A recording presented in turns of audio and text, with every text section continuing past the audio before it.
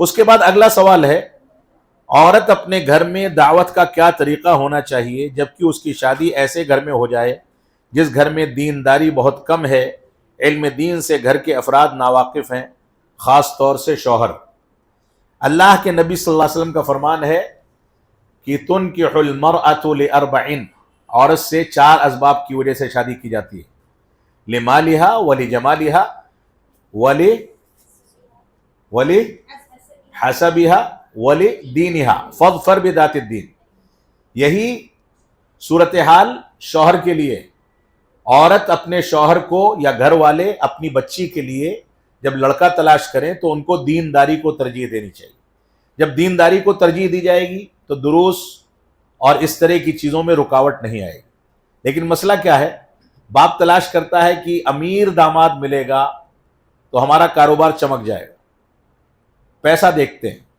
لڑکا کیا دیکھتا ہے، لڑکی خوبصورت ہونی چاہیے، چاہے سر پہ جوتا مارتی رہے تو بھی خوبصورت ہونی چاہیے۔ یہ نہیں ہونا چاہیے۔ دینداری جو ہے یہ در حقیقت خاندانوں کو جوڑنے کا ذریعہ ہے، لہذا دینداری کو ترجیح دی جانی چاہیے۔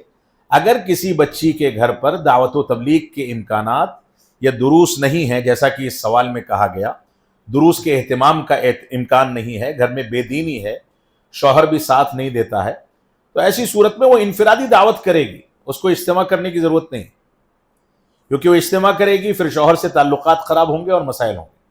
تو دعوت کا کام وہ انفرادی طور پر کرتی رہے، عورتوں کو موبائل کے ذریعے یا مل کر کے واعظ و نصیحت کرتی رہے، ان کی کوئی خرابی دیکھے تو اس پر ٹوکے، اچھائی دیکھے تو ان کو حوصلہ دے۔ یہ بھی دعوت تبلیغ کا بہت بڑا کام ہے، اور حقیقت یہ ہے کہ عورتوں کے لیے انفرادی دعوت کا دروازہ کھلا ہوا، شرعی حدود کے ساتھ، غیر محارم کے لیے نہیں، محارم کے ساتھ۔ اجتماعی دعوت میں بہرحال اشکالات ہیں، مسائل ہیں، لہذا عورتیں اگر انفرادی دعوت کی ذمہ داری اپنا لیتی ہیں تو یہ کافی ہے انشاءاللہ۔